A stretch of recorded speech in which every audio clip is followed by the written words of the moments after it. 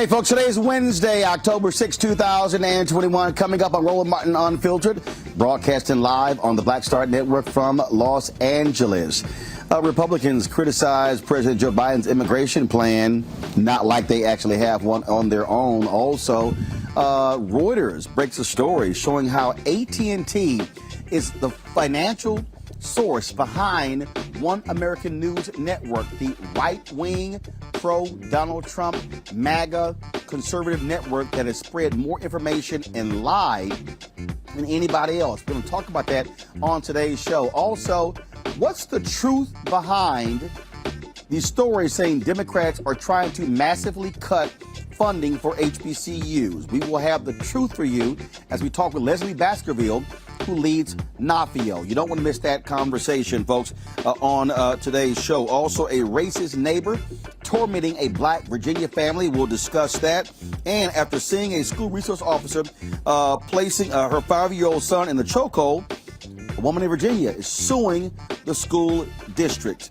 Folks, also, the mayor of Rochester, New York, she has resigned because of improprieties when it comes to her raising funds. We got lots to talk about on today's show. It is time to bring the funk on Roland Martin Unfiltered, the Black Star Network. Let's go. He's got it. Whatever the miss, he's on it. Whatever it is, he's got the scoop, the fact, the find. And when it breaks, he's right on time and it's rolling. Best believe he's knowing. Putting it down from sports to news to politics. With entertainment just for kicks, he's rolling. It's on go, y'all. It's Roland Martin, yeah. Rolling with Roland now. He's funk, he's fresh, he's real, the best, you know he's Roland Martin now.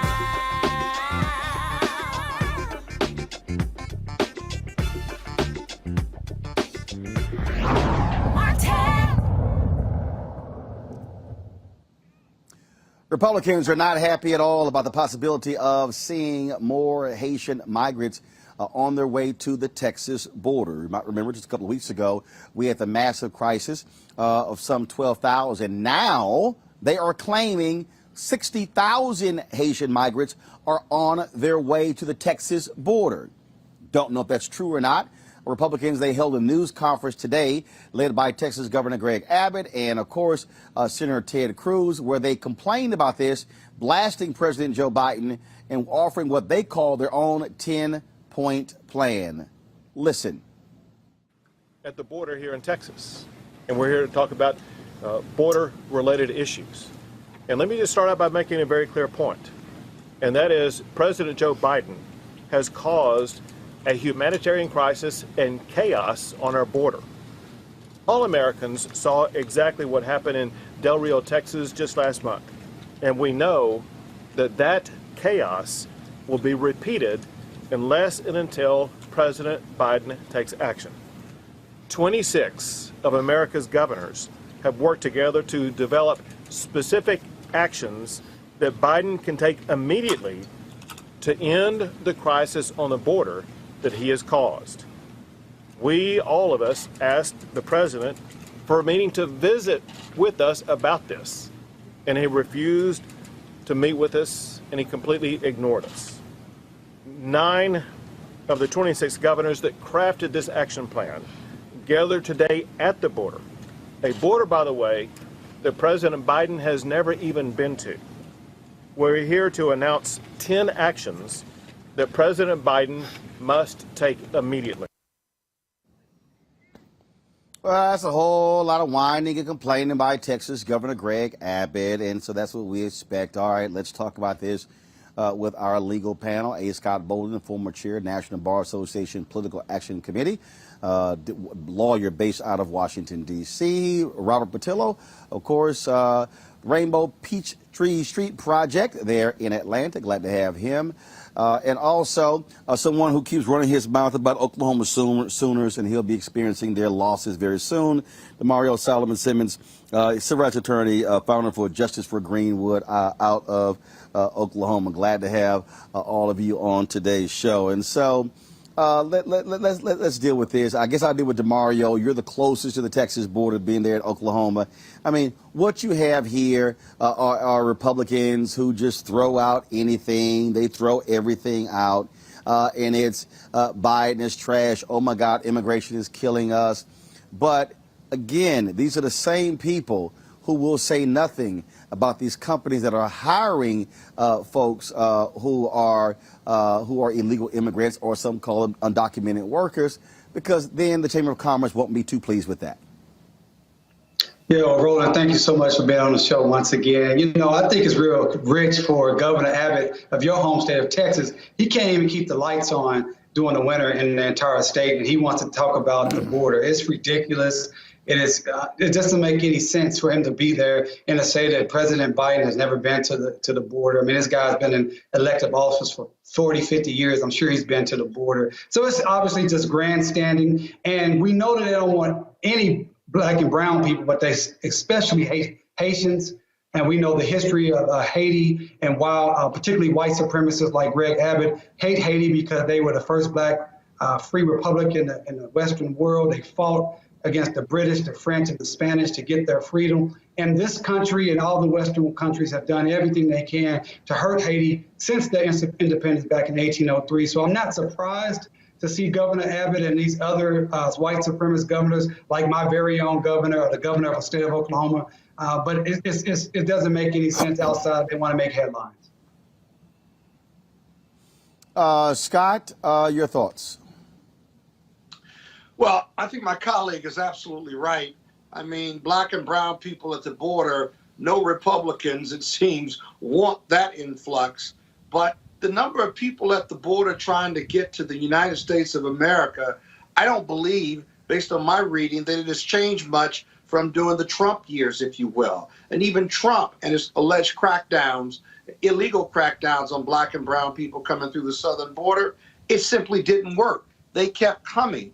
And what you would think the 9 governors would do, if you know that those statistics and that research, is say, how do we stop the appetite of our black and brown brothers and sisters south of the border? How do we cut off their appetite for wanting to come to the United States? That is, investing in their countries, such as Honduras and other Mexico and other South American cities, where we have task force, or should have task force, and invest dollars in human resources in stopping the gang welfare war on these young families, and giving them jobs and education and opportunity. That'll reduce the flow of those who want to come to America for a better life. But America certainly doesn't invest doesn't invest enough in that approach. Not this administration or the prior administration. And we know that it works. We have case studies that show in Guadalajara, for example, the number of people trying to illegally come into the United States has been cut in half or 3/4 over the last 10 to 15 years. And so it works. And so stopping people from coming into the U.S. has never worked, if you will. And it's rooted in racism and the fact that Republicans don't want these to be future voters, but more importantly, they certainly don't want a country of color in 2043, and they simply cannot stop it through these means. And what we're dealing with here, Robert, is very simple. What we're dealing with here, Robert, is very simple. We're dealing with Republicans who follow the leads of the likes of Tucker Carlson when it comes to white replacement theory.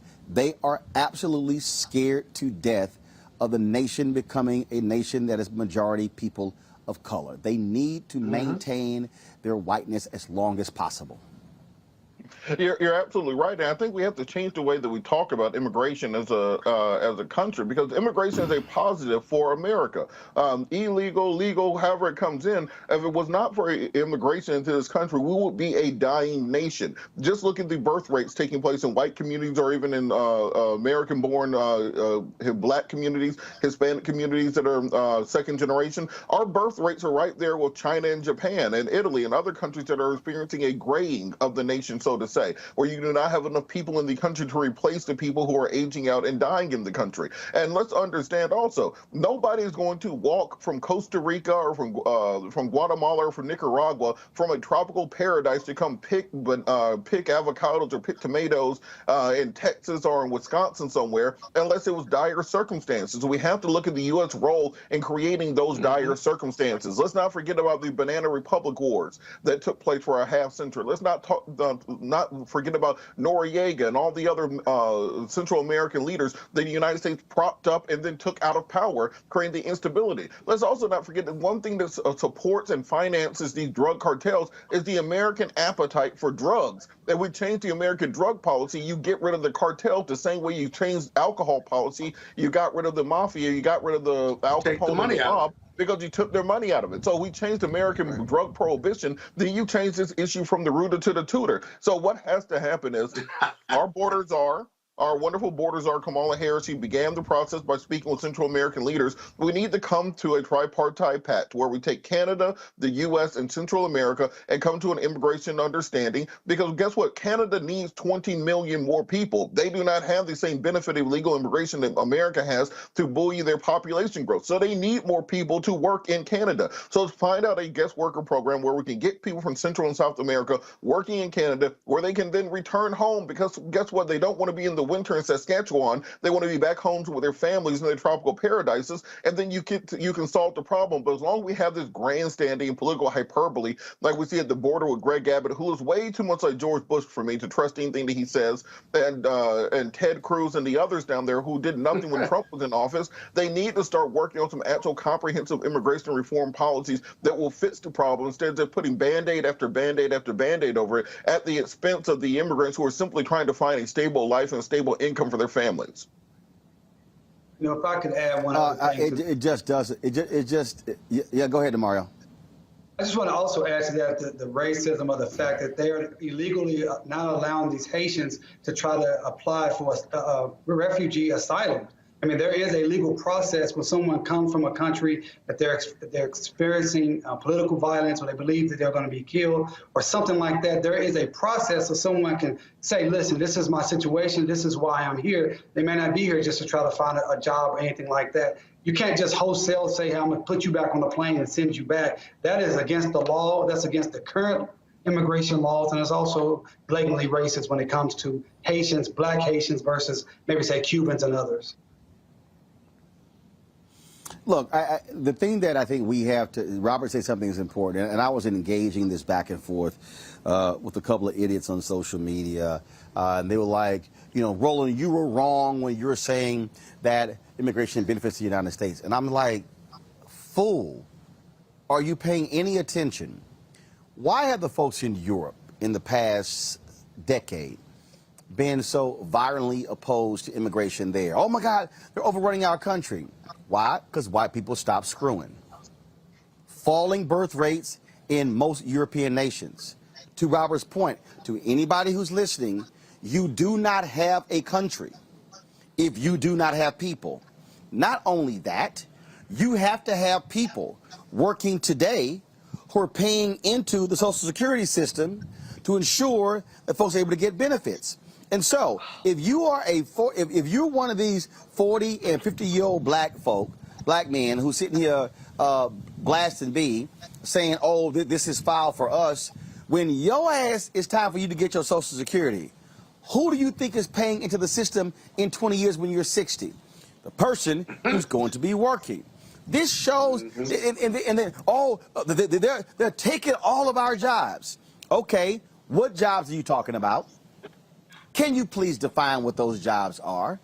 And if you really start breaking down these things, where you see people are working, the reality is, folks, documented workers are doing a lot of jobs that Americans don't want to do. Now, we can sit here and dance around this.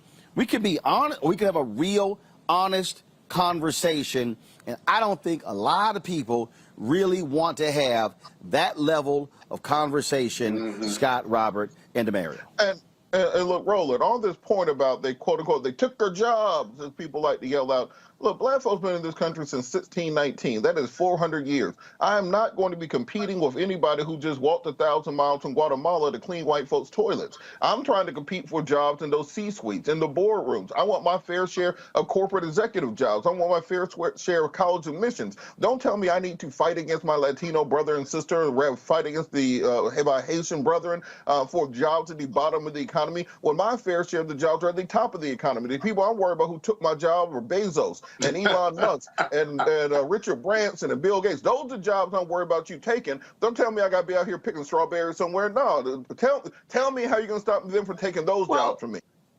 That's an excellent. Go right ahead, Damaris. Go right ahead. So that's an excellent point, Robert. I think also that goes back to what you said earlier, Roland, that these corporations, they want this type of influx of illegal immigration because they can keep the wages low. You know, when we say these are jobs that Americans don't want to do, America certainly don't want to do it for $3, $4, $5, $6 an hour. And that's what we see. We see this continuation of keep wages low, and therefore this is a system that really corporate America likes to continue to have proliferated. I agree wholeheartedly with Robert. Look, we should be competing for top jobs with top salaries, with benefits and opportunity. People have spent 300 years of sweat labor, complete sweat equity into this nation. We should be continuing competing for those jobs. If you don't want these immigrants coming, then cut the demand, as you said already. Cut the demand, right? President Fox, former President Fox of Mexico, told Jesse Jackson 20 years ago, my people would do the jobs that even Americans or your people, talking about black people, won't do. Everyone was offended by it, but it had some ring of truth to it, and it still does today. And so we're not competing with those jobs, because if Americans were fulfilling those jobs in construction, in the vegetable and fruit fields of America, in the environment or in homes, you name it, then there wouldn't be a demand, and there wouldn't be jobs, and they wouldn't be coming for a better life, because they would know that there were no jobs available to them. And so it just smacks of racism. Let's just call it what it is. I mean, every person who from the day America was founded came from somewhere else. Everyone. The Abbotts, every 9 of those governors, and everybody who is white is an ethnic that came from somewhere else. How rich is it for us now to say we need to close our borders? But America has a rich history. If you go over the annals of history, go over the annals of people coming over, we've always, during generations, had a penchant or test for blocking others from coming because of some economic interest. But it's actually a racial interest, historically. And so we got to fight against this, because we are all immigrants. And if you don't agree with that, then you're concerned about immigration and having a plan and being overrun is just rooted in racism. It really is. And they just need to come clean on that, because 2043 is coming. You call it screwing. I call it reality. The reality is coming. We're going to be a country of color in about 20, 30 years. It's coming. You can't stop it. No legislation can stop it unless white people start having more reproductive sex, and I can't control that. And Scott, look, this is how you know this is rooted in racism, how stupid this is. We just got off of the entire first half of this year, white employers complaining about not having enough workers who are willing to come work, raising wages, raising benefits, paying $15, $20 an hour to flip hamburgers, to put french fries into a bag. You can't get Americans to even do that right now, because you can you get $4 cents for every 1,000 views you get on TikTok. That is what your kids are doing. They are not out here trying to flip burgers. They're not trying to bag fries or anything along those lines. So if these Republicans were smart, in order to stop from having to raise those wages and raise those benefits to recruit workers, they will be pushing for comprehensive immigration reform, so we could get guest workers into the country who will be willing to fill those roles, so that the next generation of kids can work in IT, can work in media, can work on the things they're actually interested in. This. But it's based in racism. That's how you know exactly what their game is. But it gets worse than that. Watch this, Robert. Now, the Republicans are against raising the minimum wage, right? Most of them are against it. But if you raise the minimum wage, more Americans could get work, whether it's McDonald's or anywhere else. And those lower wages jobs, that would push wages further up for lower paying jobs. And guess what? Americans could fill those jobs. You cut off the appetite, you cut off the demand, and the supply goes away. It goes to another country. But that's the idiocy of the Republican thinking. And they're the big economic development, financially conservative, banking conservatives who want less government and more private sector entrepreneurship. But that's completely inconsistent when it comes to this immigration issue. So it's even worse than that. Scott, I don't think they're idiots. It's just All right, folks. Now, one more second. I'm going to go to our next story. That is, how many of you have been seeing? Actually, you keep forgetting who the host is. We've seen all these stories floating around social media about the Biden administration, the story from Newsweek, cutting HBCU funding from $45 billion to $2 billion. I've seen a lot of folks I know retweeting these stories saying this is a damn shame. There's a problem with that because the federal government isn't giving HBCUs $45 billion a year. So I reached out to Leslie Baskerville, of course. So Leslie, she's been on the show many times. She's with the National Association for Equal Opportunity in Higher Education. She joins us right now. And so, all right, Leslie, you've been very much involved when it comes to fighting for funding for HBCUs.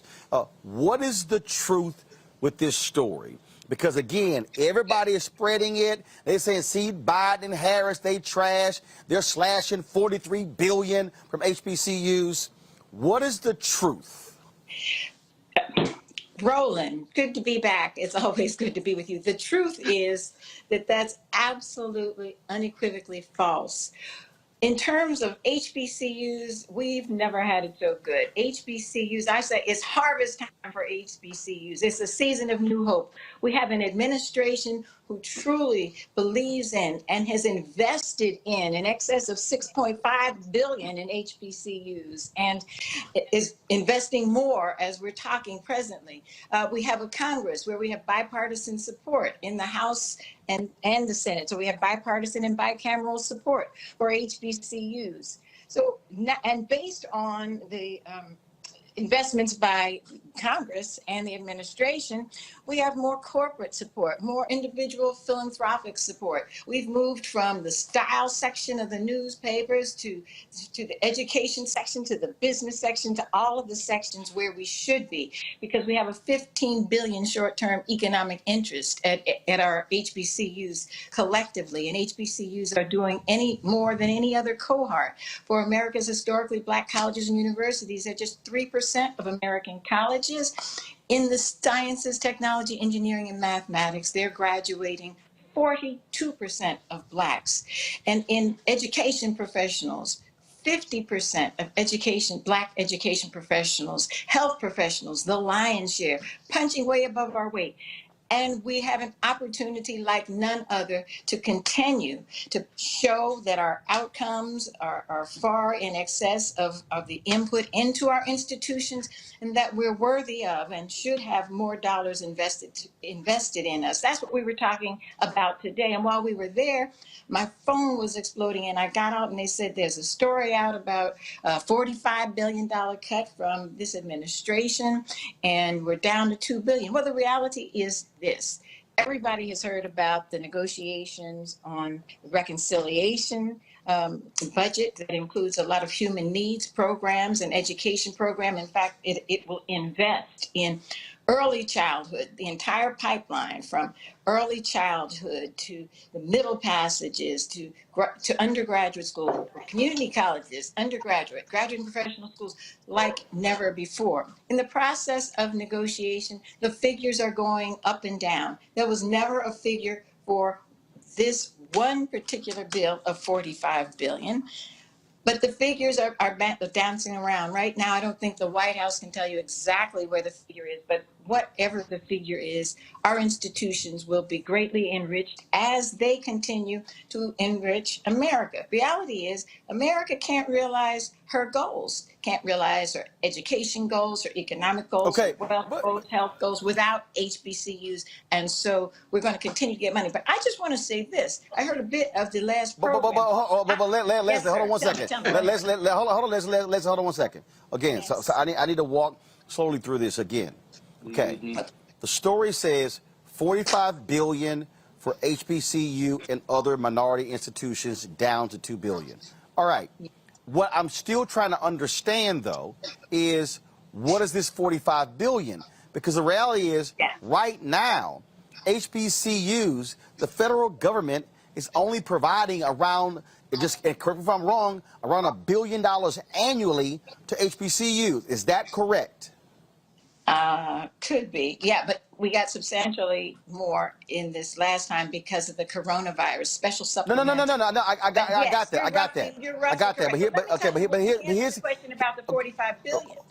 In the Build Back okay. Better blueprint, in the blueprint or the platform, the administration has it as an aspirational goal, investing 45 billion in infrastructures and research for HBCUs. That's the aspirational goal. Hopefully we'll get to that at some point. That Okay, is hold on, a hold on, wait, platform. It's not in the hold on, bill. It's not in the bill. hold on, hold on, Yeah. hold on. And let's say again, okay, the Newsweek, okay, again, the Newsweek story says 45 billion for HBCUs and other minority serving institutions. The Right. reason I'm stating that is because people are tweeting and posting as if the 45 billion is all going to HBCUs. It's not. Oh, There are other correct. institutions that are in this, so that 45 billion is not all for HBCUs. And have you seen, again, this is for everybody who's understand, this is what you work on. Right. Have you seen an actual hard number that they are proposing in this bill that's specifically for HBCUs?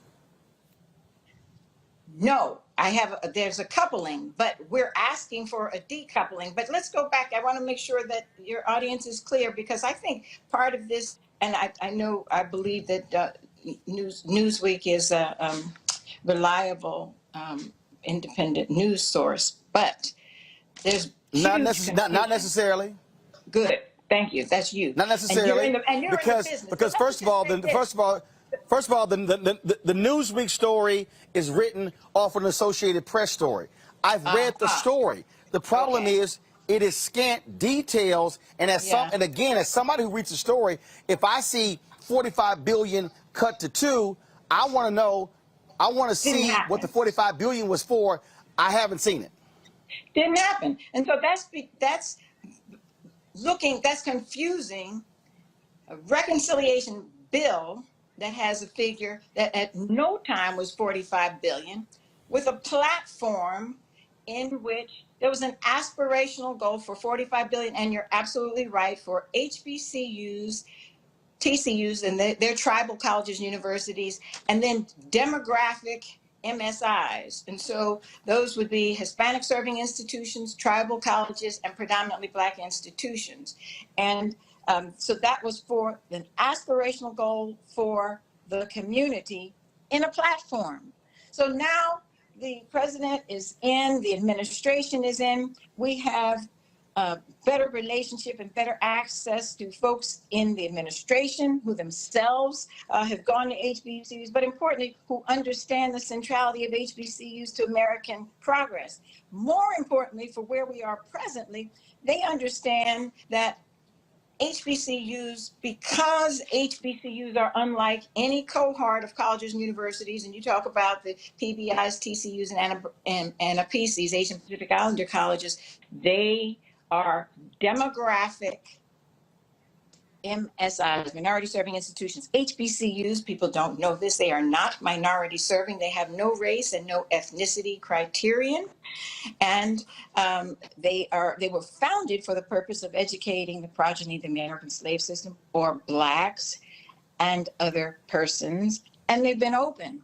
and inclusive of all students since their founding, but they are unique. We have a special relationship with America because unlike any other group of colleges and universities, HBCUs, the primary cohort, were dragged from their land. Thousands died in the process of having them brought over to this land so that we could provide cheap labor. We were stripped of our culture, stripped of our names, our religion, stripped of everything that was a reality to us. But we thrived and we served and we got whipped and beaten and lashed. But important to us was education. And so originally we educated ourselves by all types of signals and working to each other. You all know the story, and I'm not going to take up your story on it. But the point is, from that, we went on to found private HBCUs Right. by abolitionists and Right. blacks, founded them, and we funded them. We funded them. When black folks wanted to go to white schools, they could not. And so at some point in 1862, America established historically white public institutions to educate large swaths of white America. Got it. Blacks were But denied. but but here's but In hold tight one second. I 1890, need to. But Leslie, hold on. I need to focus on the current funding, and here's why. Because Okay. again, I need to walk people through this properly. Because let's do it. again, we operate in facts. Yes, sir. Originally, there was a 45 in the original proposal, in the original $3.5 trillion dollar. So explain it. Okay, good. So again, I need you to explain that Yes. so people There was understand not- the facts on where this number is coming from. Go ahead. There was no $45 billion proposal in this bill. There was a $45 billion aspirational goal in the Build Back Better platform. So when you run for office, Okay. you say, these are things we want to achieve. And that could be Right. 4 So, years, okay. it could So, be 8 years. But so that's in the an bill- aspirational goal. So in the bill that the president proposed, what was the actual number? I've seen numbers between 2 billion and 3.9 billion, low billions. I have at no time seen in the bill itself anything that approximates 45 billion. Okay. And now what is happening is they're going back and forth on cutting the size of the bill. You have Senator Joe Manchin, who has said he is not going to support $3.5 trillion in spending. Senator Kristen Sinema. So what happens? You see cuts made there, and so that's what's going back and forth, and that's why we're trying to sit here and establish what's actually the truth. And so we reached out.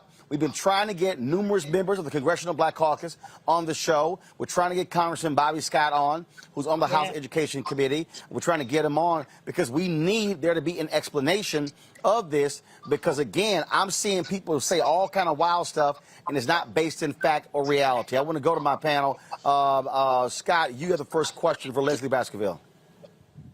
Hey, Leslie, good to see you again. I think you're right about the $45 billion being aspirational, but it's confusing in and of itself because you have these two bills. But let's not forget, when you say that HBCUs are in a really great place right now, that last COVID bill reduced the debt of historical black colleges by millions, each of them.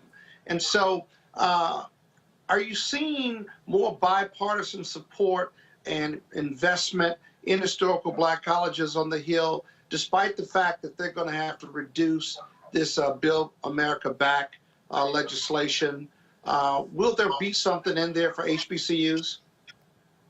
There absolutely will be something in there for HBCUs, and there are things in there that now I've seen in roughly 3 places. There are some resources for infrastructure. There's some resources for broadband.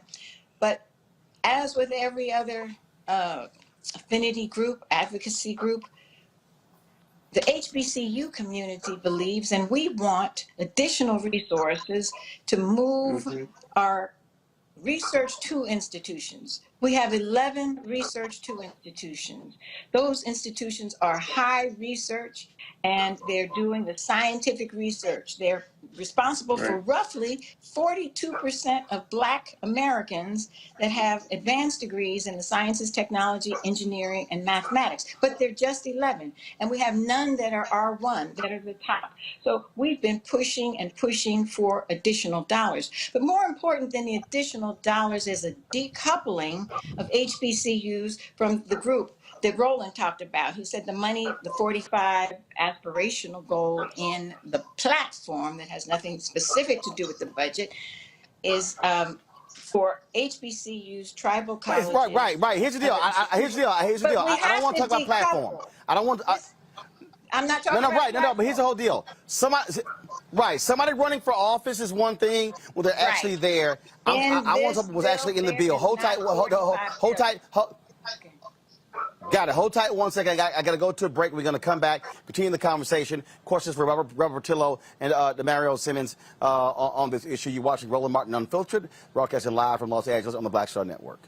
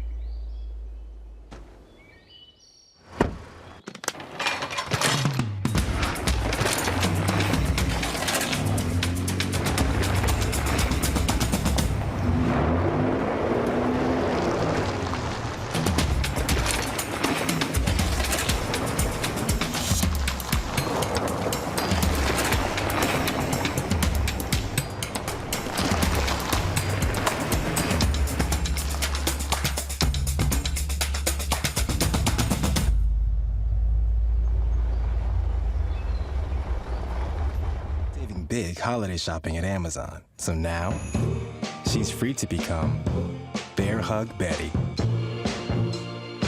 Settle in, kids. You'll be there a while. Ooh, where you going?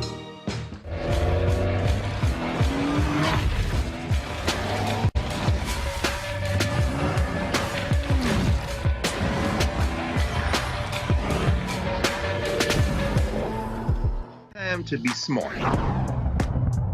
Roland Martin's doing this every day. Oh, no punches! Thank you, Roland Martin, for always giving voice to the issues. Look for Roland Martin in the whirlwind, to quote Marcus Garvey again. The video looks phenomenal, so I'm really excited to see it on my big screen. Support this man, Black Media. He makes sure that our stories are told. See, there's a difference between Black Star Network and Black-owned media and something like CNN. I got to defer to the brilliance of Dr. Carr and to the brilliance of the Black Star Network. I am rolling with Roland all the way. Honored to be on a show that you own. A Black man owns the show. Folks, Black Star Network is here. I'm real revolutionary right now. Roland was amazing on there. Stay Black. I love y'all. I can't commend you enough about this platform that you've created for us to be able to share who we are, what we're doing in the world, and the impact that we're having. Let's be smart. Bring your eyeballs home. You can't be Black-owned media and be scared. You dig?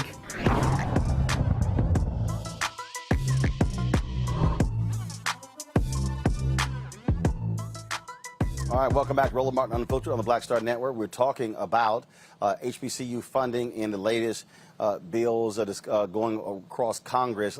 Question, we have Leslie Baskerville with NAFIO. In the next hour, we'll be joined by the Thurgood Marshall Fund as well. Question now, Demario Solomon Simmons, your question for Leslie Baskerville. Yeah, I do want to hear a little bit more about you talking about the decoupling. I understand that this aspirational number of $45 billion is for tribal colleges in addition to HBCUs. But how much do you think HBCUs will receive, specifically Dems, for our particular colleges themselves? Okay, and I just think it's important, given what Roland's trying to do, and I think it is so important, that aspirational goal has nothing to do with this bill. It is not in the bill. It was not in the bill. And and our champions for the bill, many of them are themselves HBCU alums. And the chair of the Education and Labor Committee in the House, Bobby Scott, is a justice janissary. He fights like no other for voting rights and for the rights for the last, the least, the left behind, and for HBCUs. Alma Adams, who's the chair of the HBCU Bipartisan Caucus, fights like a Trojan. So the point here with the decoupling is that because of America's history with HBCUs and denying us dollars for education, denying us a right to an education, and de jure discrimination that was visited upon us for the first 200 years, and then for the last 200 years, we struggled to deal with the vestiges of slavery. They started strengthening HBCUs in the Higher Education Act. And that was in recognition of the fact that we were denied dollars and we were owed dollars. And America said, not only have we intentionally denied you dollars that has resulted in underfunding, deferred maintenance, endowments that are substantially less than others, and on, and just 11 research institutions at this time. But the vestiges of slavery persist. And so we've got to do something about that. And so they put in a pot of strengthening HBCUs for the purpose of strengthening the institutions that were intentionally denied funding. Leslie, Scott was talking about, when Scott talked about the $6 billion. So in the COVID package, there was $6 billion that went directly to HBCUs. And so, again, that's correct. The reason I'm laying this out there, so when people are talking about what was cut, you have to factor in the COVID bill that was passed earlier by this Congress and signed into law by President Joe Biden. $6.5 billion went to HBCUs. And so if you're going to say what HBCUs... $1.6 billion, another 1.6 in the rescue plan, the American Rescue Plan. Got it. Okay. Robert, I need your question for Leslie. I'm short on time. Robert, short question, short answer. Just very quickly, we're talking about this, the bill currently going through Congress, and I see a lot of Republicans posting this meme about Joe Biden cutting $30 billion from HBCUs. What Republicans are actually helping on HBCU funding? Good question. I've not seen who's on the bill. I know who was on the committee today, and there were a lot of questions about adding additional dollars after we received the 6.5 and then the 1.6. But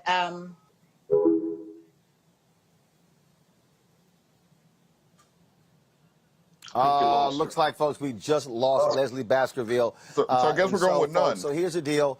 No. Actually, you do have some, and you do have some, and you've had supporters in the past. Again, let me explain to people right now, because I think a lot of people, again, you're retweeting stuff from folks who have no idea what the hell they're talking about. The problem is this here: they are still negotiating what is going to be the size of the package. So is it 3.5 million? It's going to be 2.5. It's going to be 1.5. It's going to be 1.2 billion. Once they get to what that bottom line number is, then you're going to have a renegotiation of all that goes into it. That's what we're doing. I just emailed the White House to say I need a response from you on this so-called $45 billion. And again, here's the other thing I need caution folks you're watching. It said for HBCUs and other minority-serving institutions. Okay. Hell, if that so-called $45 billion, you could have $40 billion going to other minority-serving institutions, and only $5 billion going to HBCUs. But the way it's being portrayed is, $45 billion was going to HBCUs. Right. That's why on this show we speak to what actually happens, what are the facts. And so we lost Leslie. It's fine. I appreciate her coming onto the show. In the next hour, we will talk to the Thurgood Marshall Fund to hear from them about this issue, so you will have the actual facts. And when you're tweeting and posting on Instagram and Facebook and everywhere, fan base and everywhere else, you will have the actual details and not just repeating what somebody else has to say. And so that's why what we do, we focus on facts and details. All right, folks, I want to go to my next story, and this is quite an interesting story. We talk about what is happening in Virginia. It's real strange, folks. This story in Virginia, where these neighbors are tormenting a black family. The Martinez family says their neighbor has been playing recordings of racial slurs and monkey noises since they arrived in the neighborhood several months ago. Watch this.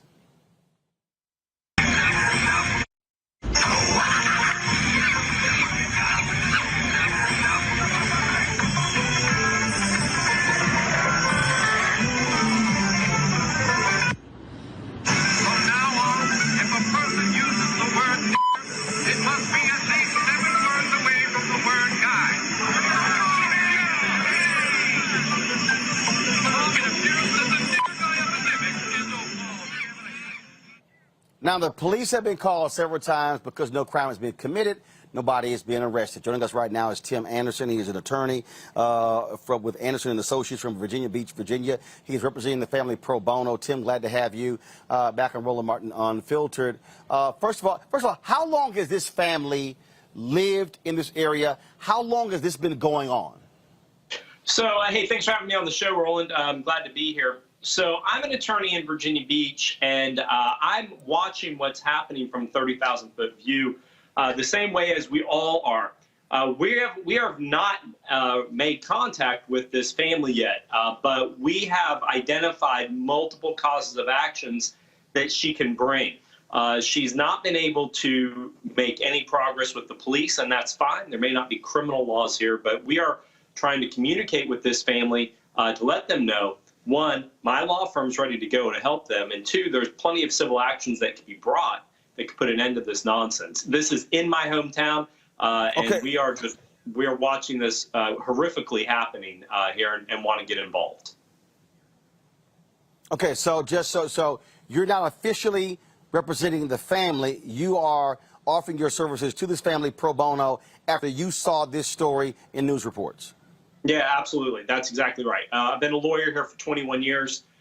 This is outrageous. This doesn't and shouldn't be happening anywhere, but it's certainly not going to happen in my hometown without me at least trying to get involved. I'm always attracted to big fights like this, and it's not a money thing for us. It's a matter of doing what's right and making sure that that people understand that there's civility, and Virginia Beach is a great place, and we have a great community, and unfortunately we have some people in every community that act like this, and we're going to do our best to attract this family to come to us and help them get through this moment.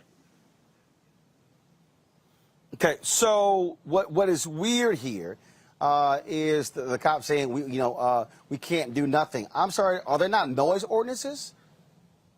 Well, yeah, so there's certainly noise ordinances, but it's based on decibels in Virginia. And so here's what I understood from the CNN reports, and our local newspaper actually published a story about it.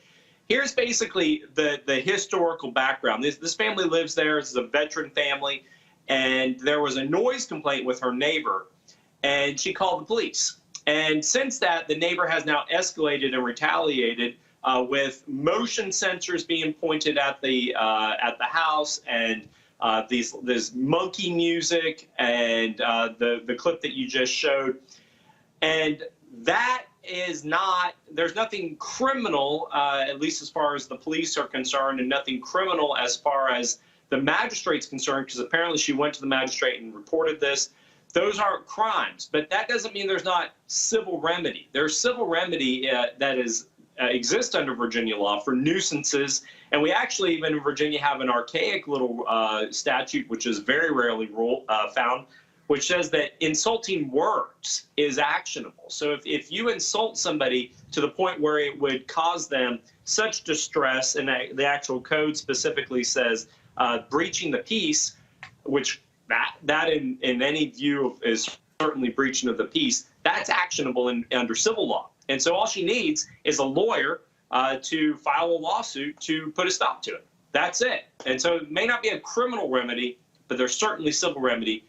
And hopefully they'll use us or somebody to take this action to the appropriate court. Well, again, hopefully they get some kind of relief, because this is absolutely crazy. Tim Anderson, we surely appreciate it. Thanks a lot. This makes no sense to me, Robert. This is nuts. This is pure harassment of this family, and the cops can't do anything? Well, it's interesting to his point, because the reason that it's difficult for cops to do anything in a situation like this is that, let's take the counter positive. There's somebody playing rap music that has the N-word all strewn throughout it. Would you want that to be criminally actionable? Now, what should be actionable under intentional infliction of emotional distress, under a clear civil penalty, also disturbing the peace, if it does go above the proper decibel level. And I do think the family absolutely should take every civil remedy possible. But also, this is why I always keep guns around, because if these people are playing this monkey music across the street from my house. Here we go. So just to recap, from across the street, 6.5 Creedmoor, 18-inch barrel, 10-7 twist. You're going to want yourself a 7x24 scope on it, just in case you want to get them across the street. Now, if they are close up, you want your mini AR, so you can get a 3.5-inch barrel for cookie cutter on it with a collapsible all tactical stock on it. You should be good. You still get your 223, your 5.56 ammo going. You don't burn all of your powder, but you really don't need to go on that fast at that distance. So I think these people need to invest in a nice NAGA membership to National Association of African American Gun Association, because they teach you all these things to make sure you can be safe. Because somebody's playing across the street, there's only so long before they come across the street. DeMario, you have any idea what the hell DeMario, you have any idea what the hell Robert was just talking about? I do. I know. I know what Robert's talking about. I actually have a membership to that organization. I'm here in Oklahoma. Hey, Scott, stop talking, Scott. DeMario's talking. I'm here in Oklahoma, so I have no DeMario, go. I'm a gun owner. I agree with a lot of what Robert has said. I definitely think I'm glad they have an attorney. I was going to say, hell, I'll come and represent them, because I do see several causes of action. I do believe in intentional infliction of emotional distress. I do believe there can also be some civil rights claims. That you could have what's called a 1985.3, where you got two or more people who are conspiring together to take someone's civil rights, and they're trying to run those people out of their home. There's no question about it. That is a civil rights violation, I believe, that's happening there. And then I think there's a hate crime there. I mean, when you are saying nigger, talking about nigger and monkey towards black people in this type of fashion, I think that's a hate crime. So I think that they should be sued, and I believe that they should be successful. And hopefully that family has some money, because they need to be held totally accountable, no question about it. Well, and that's another reason why I'm happy that I live in a black neighborhood. Yeah, maybe. Both of my colleagues are right, and that surely makes us feel good. But maybe not. This is what he needs to do, and I'm sure he's going to do it. You start with a cease and desist letter in no uncertain terms and lay out what the civil or administrative violations are vis-a-vis ordinances, and give them an opportunity to cease and desist, right? They will have to respond, or they get a lawyer to respond. Then, if they don't respond and the bad acting or the bad acts continue, right? Then you file for what we call a temporary restraining order. It's a civil lawsuit, but you're seeking injunctive relief. And to my colleagues, I do think you could argue irreparable harm. There's statutes that are immediately being violated based on what their lawyer has indicated, right? There's irreparable harm. There's likelihood of success on its merits. It's certainly in the public interest that you're not blasting the N-word and anything else. And you seek a TRO under the local laws in Virginia Beach. And you get a judge who will be offended. Most would be highly offended by this conduct, and they'll sign an order barring them temporarily from engaging in this bad conduct. Eventually, you get a preliminary injunction, and then you win the lawsuit, And you can still get damages even though you got a TRO because you're going to sue for damages, right? That takes the energy out of that racist family, if you will. And then you get community support for it, which is going to be hard not to get community support for it. But they need to get into court. And then lastly, they need to go to the government of Virginia Beach and see whether they have a certificate of occupancy, see whether they are in compliance with their electrical code and all these other things that you have to do and get the city to enforce it, right? So this is what we call hitting back and hitting hard. Eventually, the broadcast will stop because it becomes too expensive and too offensive even for the bad actors to engage in that conduct. That's what I would do. And Roland, now. All right, folks. Robert, real quick. Yeah, I would say now, just in case what Scott said doesn't work. So this is your mini AR. Flip it out this way. You pull out that way. All right? And then you're ready to roll. And then if you pop right back in, fold back up, goes right in your jacket, and you're good to go. So in case Scott's plan doesn't work. That'll bring the police out, Robert. No, That'll look, bring the police out. in your own Are you house, shooting in to your kill own or home, maim? in my house, in my Scott, can't nobody hear? Stop, Scott. Can't nobody hear both of y'all when y'all talking? Robert finished and Scott. Can't nobody hear? Always call my name first. Scott, You ain't even done Scott, nothing. let me say it again. Hey, Scott, let me say it again. It's Roland Martin Unfiltered. Now, when they mute your microphone, then we gonna get it done. Robert, finish your point. You wouldn't dare. Look, Scott, the point is, in your house, in your home, to make sure these people keep what they're doing across the street. Because at the end of the day, we want to make sure this stays civil. And anybody who's playing that kind of music in loud volumes, they are a loose cannon. I can't trust what you're going to do. My job is to protect me and my wife and my dog and my property away from those people. So whatever that may be required, you're having something that fits under your jacket is very useful in this situation. It's very important, Roland. It's important for your show for we to say that you cannot shoot somebody from your property to the property across the street. That's the mini one. This is the one in the house one. This is the in the house one. It doesn't go that far. I want to make sure my brother Roland's show is okay. All right. It's a short barrel and not going that far. Y'all can have all that. Y'all can have all that back and forth during the break. I got to go to commercial break. We come back. We're going to talk about some racist flyers being sent out targeting a black pastor and state officials in Virginia. We'll talk with one of them next. Also, why is AT&T funding one of the most virulent, racist, lying, misogynistic, Donald Trump, MAGA-loving conservative networks in America? We'll unpack it next on Roland Martin Unfiltered on the Black Star Network. Oh, that spin class was brutal. Well, you can try using the Buick's massaging seat. Ooh, yeah, that's nice. Can I use Apple CarPlay to put some music on? Sure. It's wireless. It's something we all like. Okay, hold on. What's your Buick's Wi-Fi password? Buick Envision 2021. Oh, you should pick something stronger. That's really predictable. That's a really tight spot. Don't worry. I used to hate parallel parking. Me too. Hey. Really outdid yourself. Yes, we did. The all-new Buick Envision, an SUV built around you, all of you. I believe that people our age have lost the ability to focus the discipline on the art of organizing. The challenges, there's so many of them and they're complex. And we need to be moving to address them. But I'm able to say, watch out, Tiffany. I know this road. That is so freaking dope.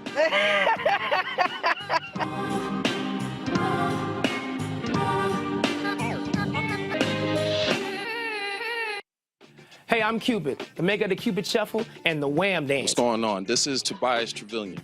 And if you're ready, you are listening to and you are watching Roland Martin Unfiltered.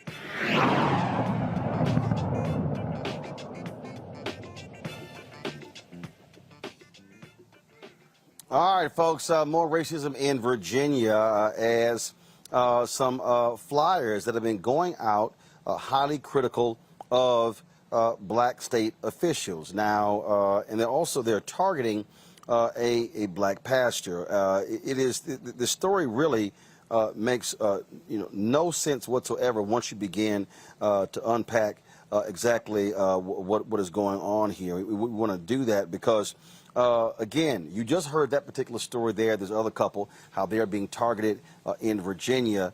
But now we have these racist flyers. One of the folks, Pastor and Delegate Joshua Cole of Fredericksburg, who is being targeted. Alex Askew of Virginia Beach. Delegate Joshua Cole joins us right now. So exactly, do you know where these flyers originated from? And what did they say about you and your other delegate? Thank you, Roland, for having us on tonight. The flyers originated based on the description from the Republican Party of Virginia. And their intent was to describe us as liberal puppets, basically controlled by Speaker Nancy Pelosi and Representative Ocasio-Cortez. And what was interesting was we were all on strings, supposedly, until we discovered that Delegate Askew's and my particular mailer had us actually suspended by rope dangling in the air, while the other 7 delegates were by strings dangled, and they were just on the ground.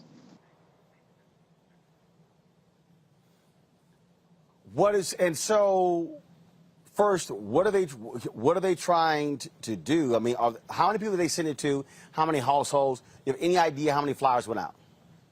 I'm not quite certain on how many households went out. I was actually alerted about the mailer over the weekend when a constituent reached out, disgruntled by the mailer. And then on Monday, I actually received it at my home. And so I started asking a couple of my colleagues if they received this mailer. And they sent it to me, and they showed us the different versions that they've had. And like, again, as I said, the interesting thing for myself and Delegate Askew, the only 2 black men who were on the mailer, we were depicted in a different way. And we know this is the capital of the Confederacy. This is Old Dominion. So these are just racial dog whistles. We have flipped Republican districts that have been Republican districts for years. We flipped them, and they're trying to use those dog whistles to call certain people out, but we won't be intimidated.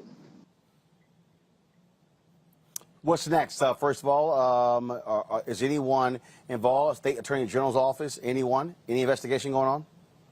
No, not as of yet. We called on our opponents and the Republican Party of Virginia to condemn the mailers, and they basically stated they were holding us accountable for our ultra-liberal record. But we will make sure that what's going on next is that we're exciting our voters to get out. If we won these districts before, we will continue to do it. And as Virginia is moving forward into a new light, we're not going back to these old school racial ways. No matter how many times they try to, rephrase it, remask it, we're going to keep moving forward. All right, Pastor and Delegate Joshua Cole, we sure appreciate it. Thanks a lot. Thank you, Roland. To our panel, I want to talk about this story here. A Virginia mom is suing a school district for policy changes after her 5-year-old son was put in a chokehold.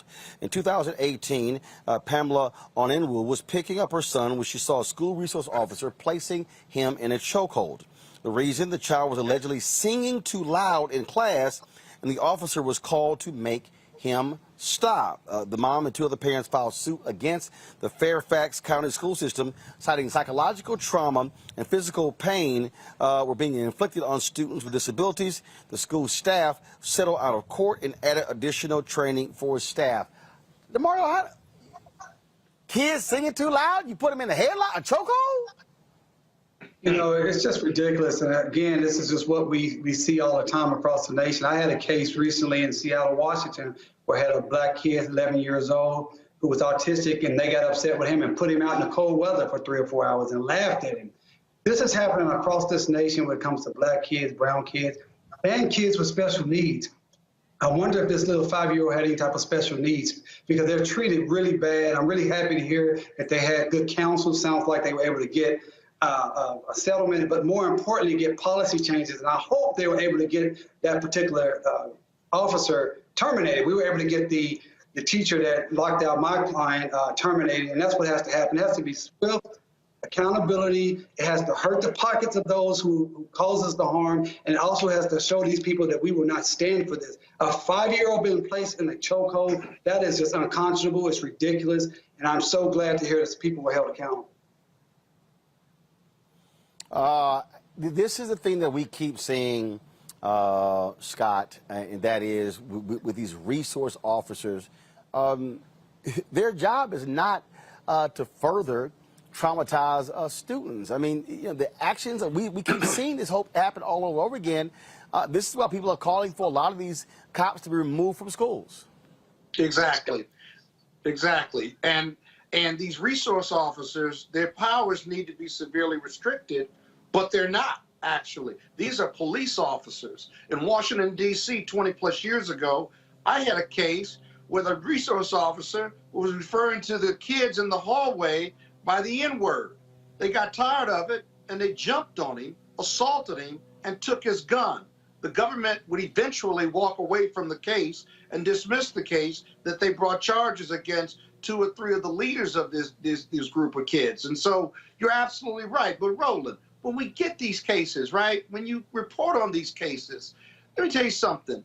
They don't see us. You have to see me as a human being in order to treat me humanely. And when you report on these stories like chokeholds for the 5-year-olds or crazy-ass white people doing crazy things, right? Or the police beating up black men and women simply because they refused a police order. They don't see us. So if they don't see us, they treat us less than human. They treat us like animals, if you will. It is unjustifiable. You and I, or they rather, will treat a dog better than how we're treated by the police in many instances. And so we've got to, it's more than retraining. It's about where this racism comes from. It's not genetic. Nobody's born with a racism gene, as we've often said and our leaders have said. And so they're trained that way. They're taught that way from their environment or at home. That's where we got to get to, because otherwise they're going to continue not to see us. You know, and let me just jump in real quickly on this. It's something that was so important. And sorry, Robert, but this is very important. They're not resource officers. They are police officers. And one of the things that the police have done a really good job, and Republicans in general, is how they frame things. It's the same with officer-involved shooting.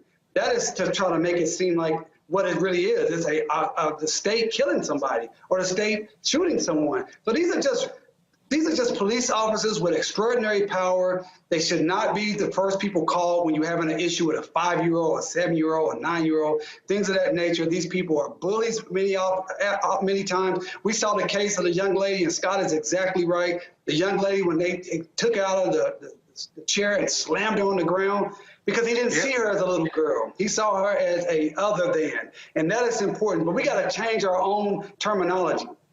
Not resource officers, police officers, not officer-involved shootings, police shooting of a person, the state murdering someone. And they're not trained to be resource officers.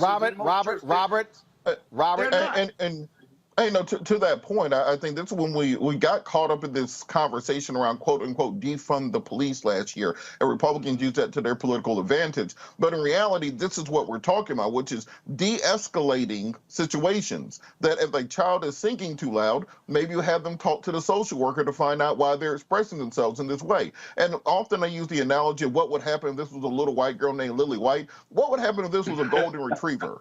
I mean, realistically, if there was a golden retriever that they saw that when it was barking too loud and somebody put it into a chokehold, it would be the leading story. Nancy Grace would be out there right now. They'd be looking for him like they were looking for Gabby and all this other stuff. But because it was a young black boy and they see the dehumanization of them, they do not have that same empathy. And this goes towards the way that our school system is often the feeder system for our prison pipeline, because they start criminalizing children at 5 years old, put them into the system. So by the time they're 17 or 18, they are ripe to go to their next stage, which is not college, but into the criminal industrial complex. So we have to start reevaluating the people we put in charge of raising our children for so many hours a day, and creating a system where they're not simply continuing to be over-criminalized and over-prosecuted for the least bit of expression as a human being.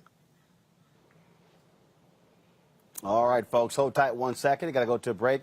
We come back, our daily report on black and missing and other news of the day. And we'll talk about AT&T, an explosive report from Reuters showing how AT&T execs asked and wanted another conservative network to compete with Fox, and how they are funding One American News Network to the tune of millions of dollars. Folks ain't happy about that. I'll show you the tweet from Derek Johnson, president of the NAACP, and others. That's next on Roland Martin Unfiltered on the Black Star Network, live from Los Angeles.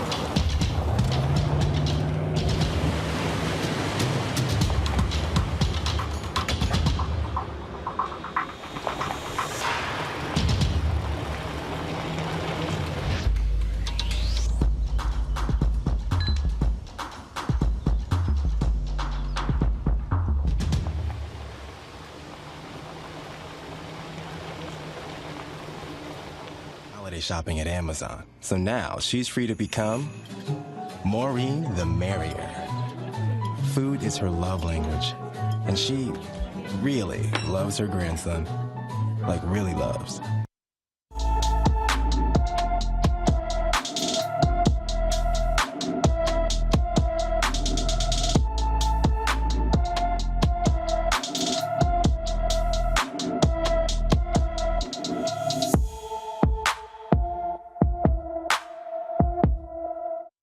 All right, folks, 30-year-old Cashawn Ashley Sims, who also goes by the nickname of Cookie, was last seen in Duarte, California on September 8th, 2021. She is 5 feet 1 inches tall, weighs 120 pounds, with black shoulder-length hair and brown eyes. She also has tattoos of the phrase, "It's found in the soul," on her left collarbone, the word "earth" on her left forearm, and a tattoo of Spanish writing on her back. Anyone with information on Sims' whereabouts should call the LA County Sheriff's Missing Persons Unit at 323-890-5500, 323-890-5500. And so we're going to continue to do our part to bring you up to date on the tales of these missing folks, and hopefully they will be found safe and unharmed. That is our hope.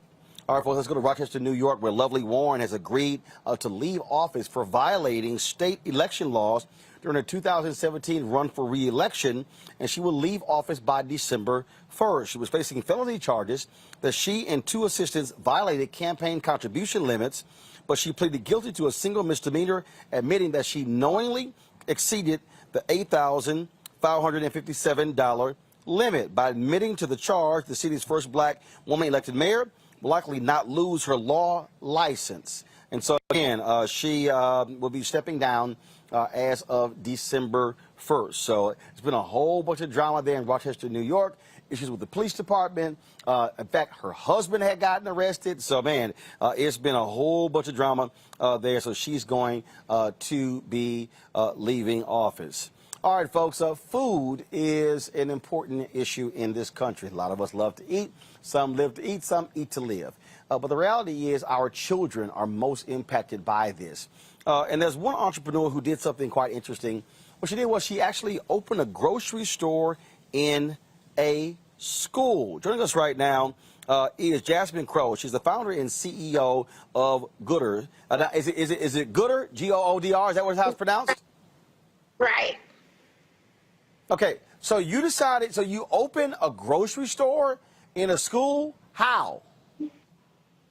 Yeah, I mean, it's just like that. We were fortunate to work with a client, hip hop star Gunna. We've been working with him since 2018. He came to us and said he wanted to do something for back to school. And I pitched him on the idea of building a grocery store and creating something that was sustainable and had legacy. And so he gave me the list of all the schools he attended, elementary, middle, and high school. I called the middle school first, had a great call with Principal Madden, and he shared with me just the need at that school, how many kids were living in poverty, how many kids really were leaving school and being adults, taking care of, younger brothers and sisters, and many times taking care of themselves. And he had a small closet that he was using as like a clothing closet. There was a couple of cans of food in there, and we just decided to remake it. And we created a grocery store, a free grocery store. I think it's important to know that, Roland, so families and students and even staff can utilize this store free of charge. So, okay, so is it an actual business or is it a nonprofit? How do you get the space? Is it in partnership with the school? How does that all work? Yeah, so it's an actual service, if you will. It's a free grocery store. The grocery store doesn't operate like a business. There's no exchange in money between the students or families. It is funded by Gunna, and that's how we've been able to do it. So Gooder is a business. We produce activations all over the country to really help people rethink how they give food to families. And if you think about it, Roland, there is about almost $100 billion a year spent on food and nutrition programs. But what we've seen is it's actually created a vicious cycle because the money always goes to the same like large hunger fighting organizations. And it's not to say that food banks and food pantries don't serve a purpose, but what they do is they keep families dependent on going to more than one to actually marry a meal together. And so what we think at Gooder is that there's a big difference between access to food in this country and access to meals in this country. And so we focus on bringing families access to meals. So we have kids that can go in there and pick out food items that they can then go home and make meals for the family. And that's what we do. Sounds like a great initiative. How has it been going thus far? It's been going great. We've seen almost 200 families shop in the store so far. This Friday makes 3 weeks, so we still got a couple of more days. The store is open school hours, so typically about an hour before classes begin and an hour after kids in classes. We've created a web app where families can just register and select a time to come and shop.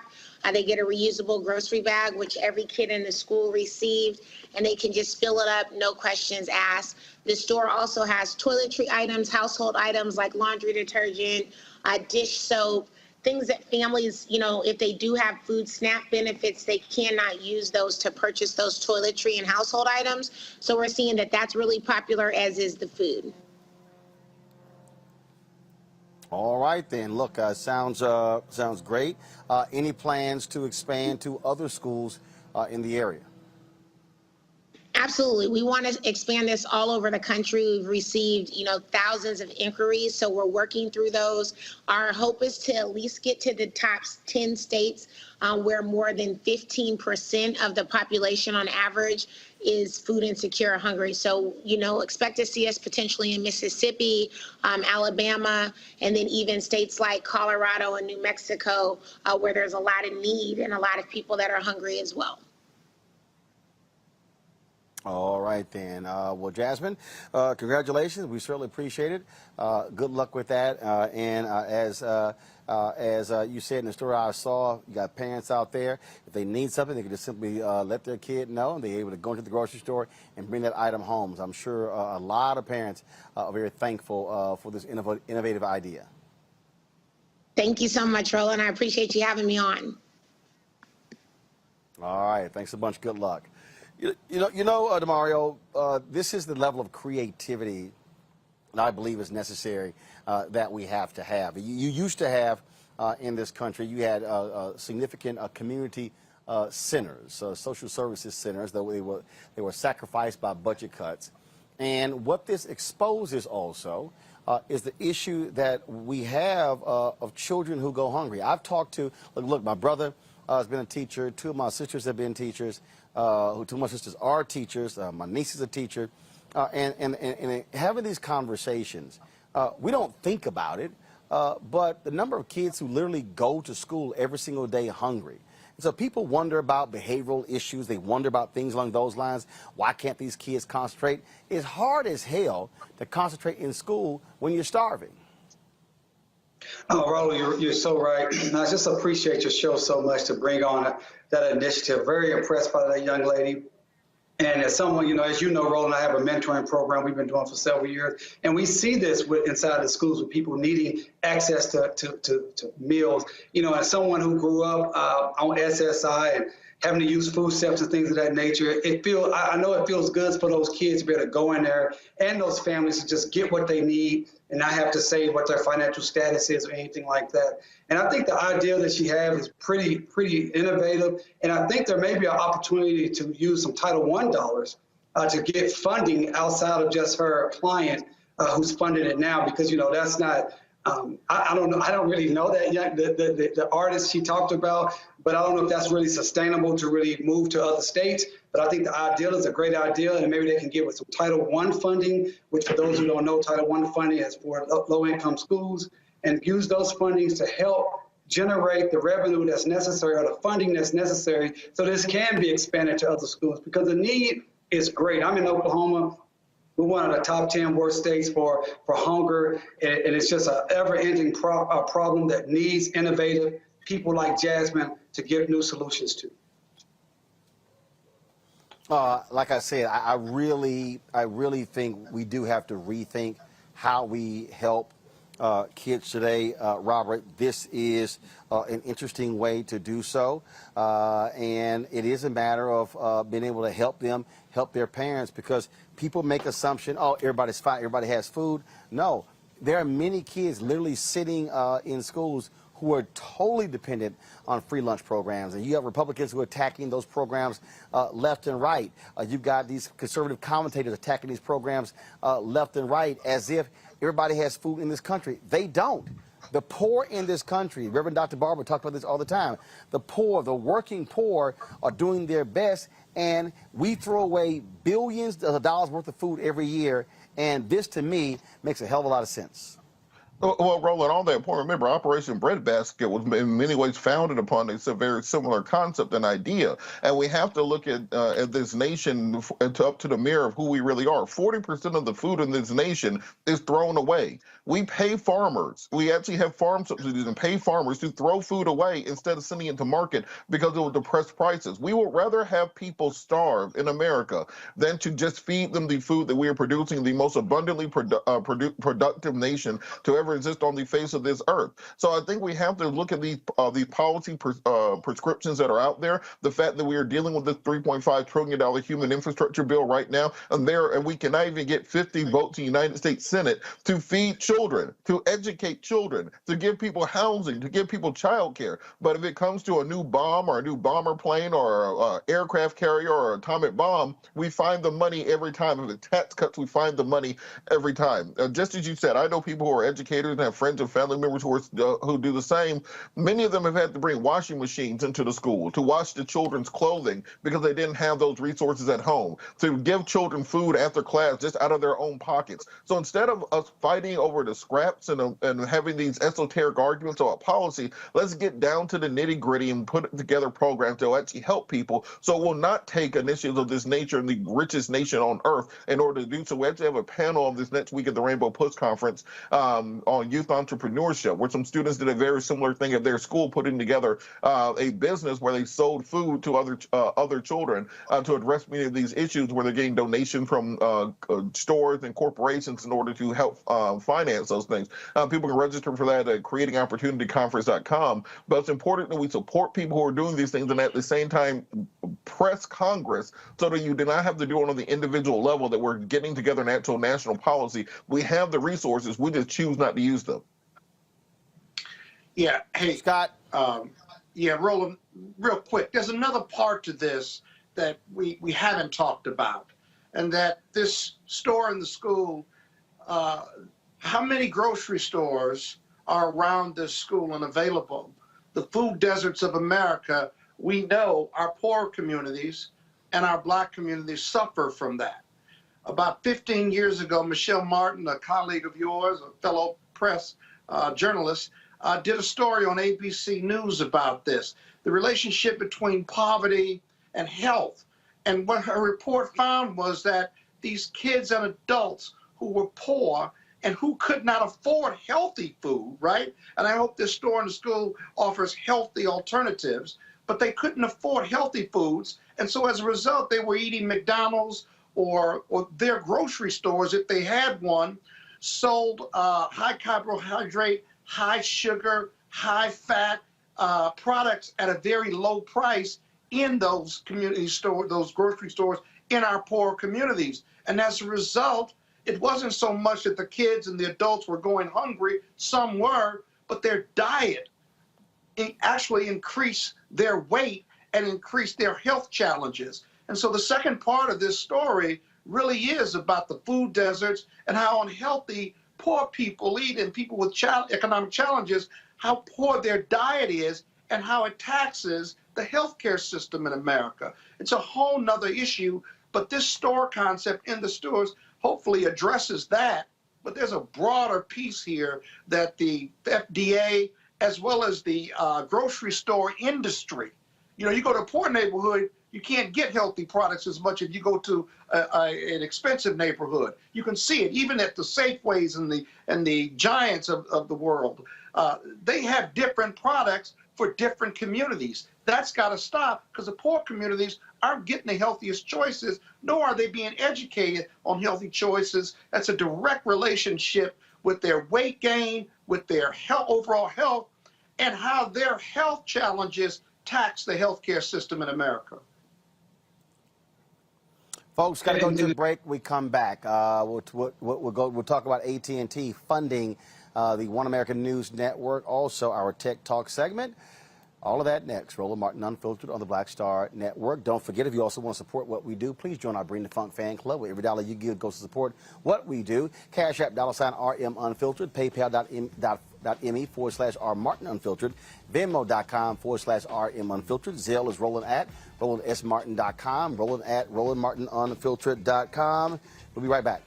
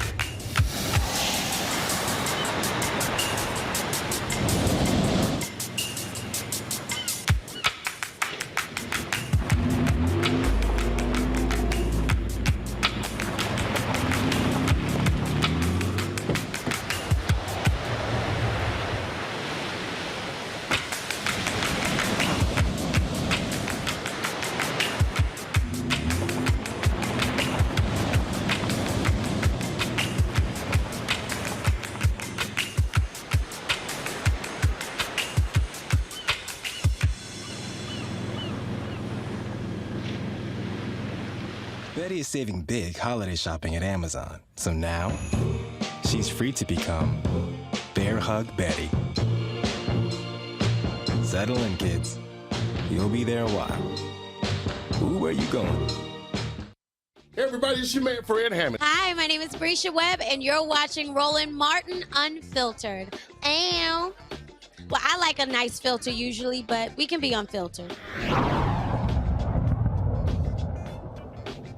All right, folks, an explosive story from Reuters dropped today, where the CEO, founder of One American News Network, that is the right-wing, crazy Donald Trump, MAGA-loving, misinformation spreading network, gets 90% of its funding from association with AT&T networks. Folks, 90%. According to the CEO, AT&T executives told him when they were launching they had 7 so-called liberal networks, so therefore they wanted more balance. They only had one, which is Fox News, and so they encouraged them to launch the network. A lot of people are angry with this, saying that AT&T is funding right-wing extremism. Now, AT&T has been highly criticized when Governor Greg Abbott of Texas proposed his voter suppression bill, and the PAC for AT&T gave his campaign $100,000. I want to bring my panel back. This is significant, Scott, because when we talk about companies, this whole right-wing media echo chamber, this is how they get funded. And so think about it.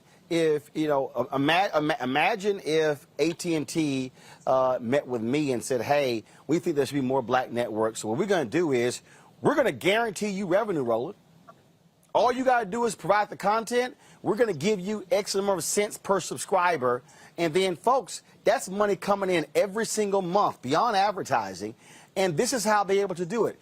The right wing is being funded by these billionaires and then by these networks, these companies that are supplying them with millions and billions of dollars. And that is what we are up against. A lot of folks are not happy at all with this news, and some people are saying they want to drop AT&T home service, they want to drop DirecTV, they want to drop AT&T phone service. AT&T has an issue, Scott. I think they've got a big issue, and it's interesting. It'll be interesting what their response will be. I don't know whether they've got a formal response or not, but you can boycott AT&T, right? Or you can negotiate and demand more millions of dollars, go into shows or go into the Black Star Network or the black media, if you will, right? And negotiate them not investing in organizations that support the big lie, right? Or attack democracy or voter suppression. These companies have got to be held accountable. And you're making them accountable with this report or attempting to hold them accountable. But more networks, cable networks and otherwise, need to hold them accountable and need to ensure that the best investments for these types of shows, that it's not only balanced, but it's realistic, right? If you are a right-wing conservative network and you support the big lie and the January 6th insurrection, you shouldn't be funded by anybody. It's downright anti-American and anti-democracy. A lot of people, again, are expressing outrage. Do we have the tweet from Derek Jackson? Derek Johnson, I'm sorry, President and CEO of the NAACP. If so, go ahead and pull that up. He, of course, commented on this. And so go ahead and show it here, folks. He's talking about, again, after this story actually dropped, outraged by reports AT&T backing far-right propaganda, funneling tens of millions of dollars into OAN, while at the same time pretending to care about issues of race, diversity, and inclusion. If true, AT&T is causing irreparable damage to our democracy. Robert. Well, I think that's absolutely true, and I think that if you look at many of these conservative networks that's kind of popped up out of nowhere, if you notice, it was OAN, Newsmax, Real America's Voices, The Blaze, CRC TV. There's a whole litany of these far-right conservative networks that kind of grew out of talk radio and grew into digital platforms, and then major television networks where they're getting, former big three talent to be on their networks. Eric Bolling is over there. Some of the other hosts, Heather Childress, people who used to be at Fox, people who used to be at MSNBC, are on some of these networks now. And you have to ask the question, well, where the hell are they getting all this money from? Now we are finding out those same companies that want to put up all the signs that say, well, we stand by social justice. We are here for you. We plan on ending racism, are putting money behind January 6th. They're putting money behind the insurrectionists. They're putting money behind all this far right-wing echo chamber. I think they need to be held to account on those points. Either as on the one hand, as Scott said, boycotted them, or on the other hand, look, if it's good for the goose, good for the gander, they need to be paying some of these black media networks, I.E. Us. I see Roland got all these new Nissan and Amazon commercials and stuff. Me and Scott are waiting for our check over here. So they need to be putting those funds in other organizations so that they can grow out and build and be as big as those other companies. That's right. Respect us and pay us. Let's be clear, Scott. Let's be clear. Scott is already getting a big enough check. Demario, this is the tweet. This is the tweet sent out by Reverend Al Sharpton. It is inexcusable and insulting for AT&T to finance. Guys, go to my iPad, please. To finance OWN, a far-right enemy of civil voter rights, while playing lip service to black media. We work with AT&T in good faith, but this cannot be tolerated. Well, I'm glad to see my frat brother Derek Johnson and my very good friend Reverend Al speaking out on this, and I agree with my esteemed colleagues that this is ridiculous, that they shouldn't even have a network, in my opinion. They are completely racist. We call them conservative right wing. It is a racist network that is trying to bring this country down to a level of white supremacy being front and center. And, you know, we heard a lot about this past week, a couple of days, about Facebook, and everyone was so shocked because the whistleblower came out and said Facebook puts profits over people. Well, ladies and gentlemen, that's called America.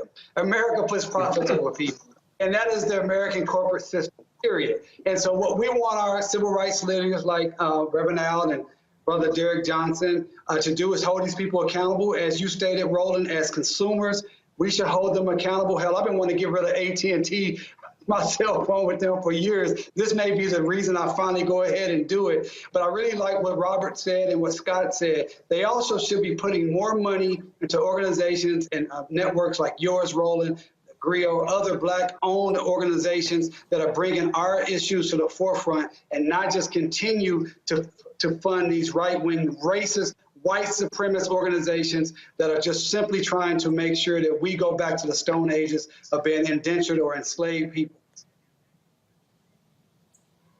Absolutely, and so we're going to continue reporting on this.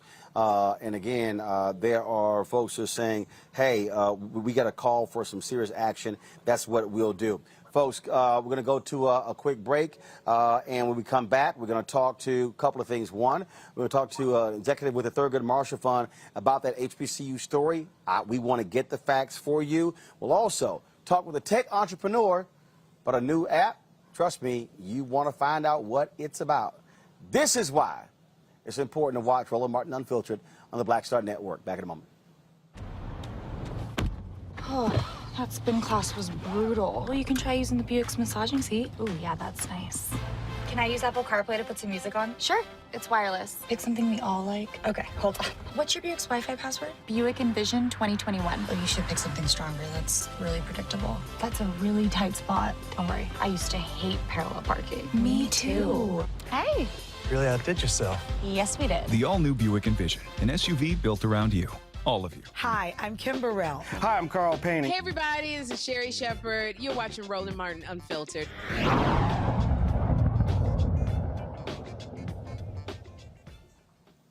All right, folks, at the top of the show, we talked about the HBCU funding. The story's been circulating by the Associated Press that $45 billion was supposed to be earmarked for HBCUs. Now that's been cut down to $2 billion. Let's talk with Victor Santos with the Thurgood Marshall Fund. Thurgood Marshall Fund, of course, they are out here representing these public HBCUs. Victor, what is the truth? We had Leslie Baskerville on talking about it as well. I'm sure y'all have gotten phone calls on this. Was there ever $45 billion in a budget proposal or in a bill from the Biden administration, from Democrats, from Republicans to HBCUs? No. So what the proposal was for HBCUs and minority serving institutions. So you have to understand what minority serving institutions means. HSIs, there are 569 of them. There are only 101 HBCUs. To give you an example of what some of these HSIs look like. Hold on.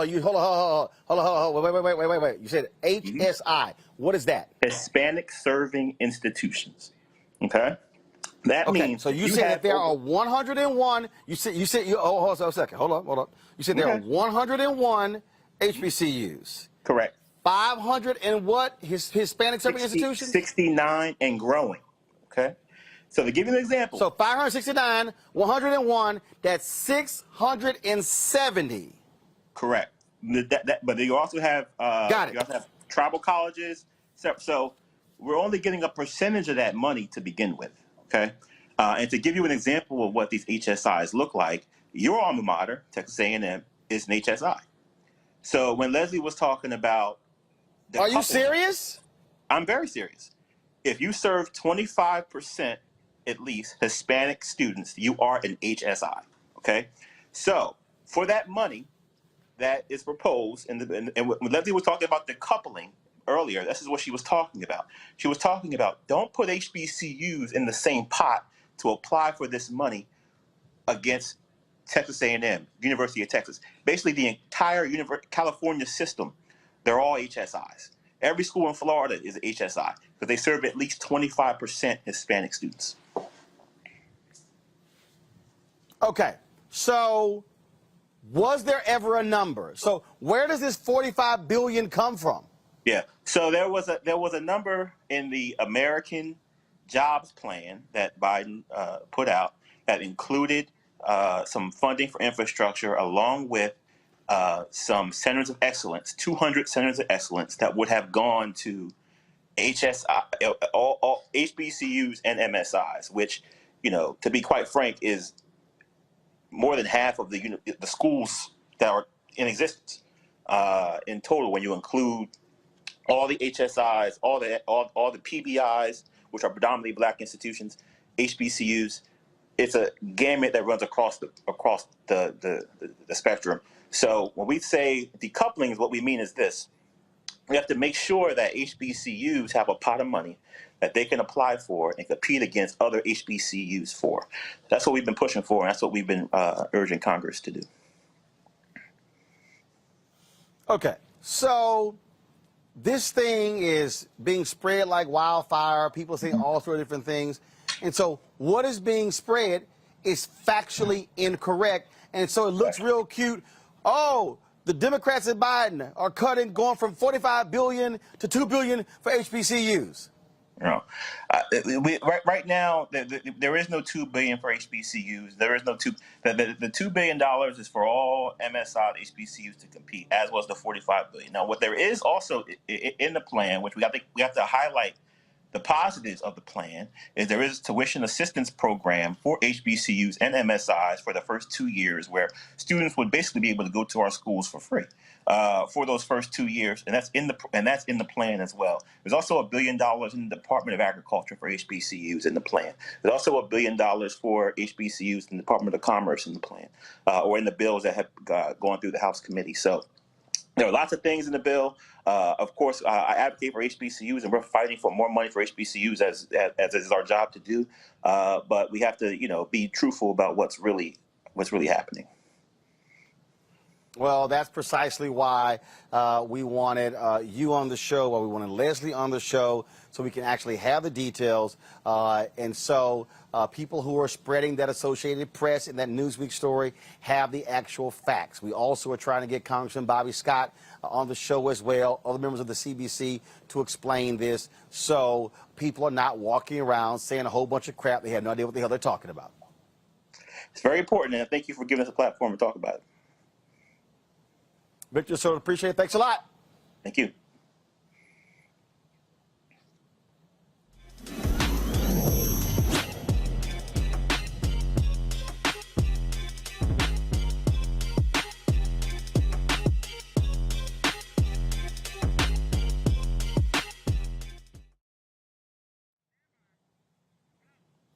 All right, folks, time for Tech Talk. Of course, we love to feature African Americans who are doing amazing things in technology. And so let's talk about how we take precautions for things being delivered to our homes. COVID, people are concerned about that, touching products. So 3 black engineers have created a safe, secure way for customers to get their deliveries. They are called Lavii Lockers. Hopefully I said that right. Joining me now from Clinton, Maryland, is CEO founder Rhea Huntley. Rhea, how you doing? I'm good. How are you? Okay, did I pronounce that correct? Is it Lavii Lockers? No, it's Lavii. Lavii. Okay, Lavii. Yes, all right, so Lavii. Lavii. Right. Okay, so what is a Lavii locker? What is that? So I'm glad you asked. So a Lavii locker is simply a smart food locker that customers can use to pick up their food either from a restaurant, from an office building or apartment building, or from a virtual kitchen or ghost kitchen for delivery drivers. Okay, so, but what is it? Is it a container or something? What is it?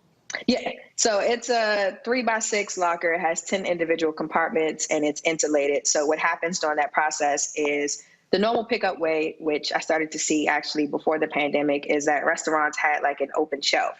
So the open shelf isn't really secure. Anyone can grab the food. Plus, the food isn't maintaining that temperature. So the Lavii Smart Food Lockers actually keeps the food safe and secure, as well as maintains the temperature until the customer or the delivery driver comes and picks up the food.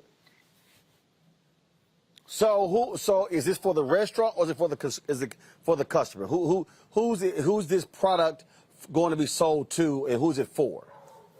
So our main customers are restaurants, office buildings, apartment buildings, as well as ghost kitchens and virtual kitchens. The main benefits behind them purchasing the actual locker system from us is that either for office buildings and apartment buildings, their tenants now have a better way of picking up their food from a secure area, as far as like putting the actual locker inside of a lobby. And then from the restaurant perspective, they're able to create more of a seamless pickup process for their customers as well. So our direct customers, we're a business-to-business company, so we don't sell directly to the consumer, but the consumer benefits from the actual business that purchases from us. Questions from my panel. Robert Patillo, you first. What kind of inspired you to get into this, and how can this business model, do you think this business model can be grown across the country? Because it does seem to be something that is endemic in most big cities. So what are your plans on expansion? So I actually thought about this idea even before the pandemic, based on my own personal frustration with picking up food. So I feel as though this idea, there was an issue and a need, and the pandemic kind of solidified the actual idea. And currently right now we're nationwide. So we have restaurants within DC, Maryland, Virginia, Texas, Indiana, and New Jersey. And right now we have one office building in DC that's currently using our locker system for their tenants. So our growth for expansion, when we first started, based on the idea that I have, we started just in the restaurant market. But since then, we've noticed that this can be used for residential, any commercial property. And there's a new trend going on right now with like ghost kitchens and virtual kitchens, which need a better system for food delivery drivers to come and pick up the food, because you can have one virtual kitchen that hosts maybe 20 to 30 virtual restaurants. But from then, you're able to have different food delivery drivers, whether from Grubhub, Uber Eats, or DoorDash, come and seamlessly pick up the food and actually drop it off to the actual destination that it's intended for. Scott. Wow. Okay, that visual was really, really good. Is the project or is the item available for private home use yet, or is that your growth strategy? So we haven't decided to go directly to the consumer, at least not yet. We feel as though business to business would be best for us going forward, especially because those are the people that would benefit the most from our product, being as though where we are right now, we're still in the midst of a pandemic. And then a lot of people just want convenience and security right now. So that's mainly our true main focus. I feel as though if we went towards the route towards directly to a consumer at a home, it would be more towards like parcel pickup, and we haven't done that as of yet. What about colleges and universities, though? That'd be an interesting business concept. Correct. And we're actually working with someone right now who's looking to go down that path.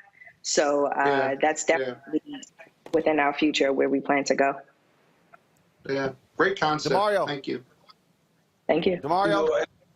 Yeah, as a very well-known germaphobe, I certainly appreciate this product a lot. You know, you walk into a place like Chipotle, like I go all the time, and you'll see all those bags just sitting there and just open to anyone touching them. So I think this is a fantastic product. I would love to see you on Shark Tank. I think this is a product that should go straight nationwide, and I think you can get maybe Damon and one of those other sharks to help you continue to grow this product. You know, what was the barriers for you to be able to get to from the point of your conception that you had this idea to actually getting this to the market and now you're growing it? I mean, how were you able to do that? Because it's very impressive. So my background is within tech. It's not like programming, but it's an IT for networking. But I can pretty much teach myself anything. So I was able to teach myself how to program just a little bit, and actually built the initial first prototype, and where you would scan a QR code and the lock would unlock. So from there, I actually met up with James and Marcus, who are both now my two partners, introduced the idea to them, and then we took it from there. But due to the fact that we didn't have any funds to grow the business at that point, we all had to bootstrap the business and invest our own funds to get it to this point. So right now we're continuing to grow, but once we get to a certain point, we definitely have to secure more funds in order to expand the way we want to expand, and also deploy more different locker solutions that some customers have been asking for. Yeah. All right, what's the website? Give more information. What's the website? Can we go over more information, please? Sure. Our website is Lavii, LAVII-INC.com. And they can reach us there and also follow us on Instagram. That's Lavii, LAVII_INC. All right. We certainly appreciate it. Thanks a bunch, and good luck. Thank you. Thank you for having me. All right. That is it. That is it for us, folks. I appreciate y'all joining us. DeMario, Robert, Scott, thank you so very much, folks. I will see you guys tomorrow. Thank you. Right here, Roland Martin Unfiltered on the Black Star Network. Holla!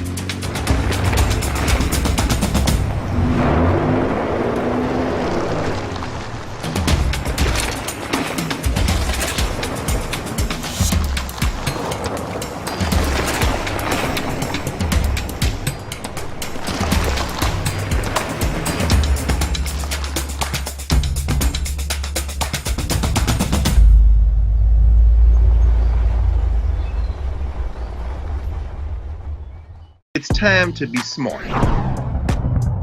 Roland Martin's doing this every day. Oh, no punches! Thank you, Roland Martin, for always giving voice to the issues. Look for Roland Martin in the whirlwind, to quote Marcus Garvey again. The video looks phenomenal, so I'm really excited to see it on my big screen. Support this man, Black Media. He makes sure that our stories are told. See, there's a difference between Black Star Network and Black-owned media and something like CNN. I got to defer to the brilliance of Dr. Carr and to the brilliance of the Black Star Network. I am rolling with Roland all the way. Honored to be on a show that you own. A black man owns the show. Folks, Black Star Network is here. I'm real revolutionary right now.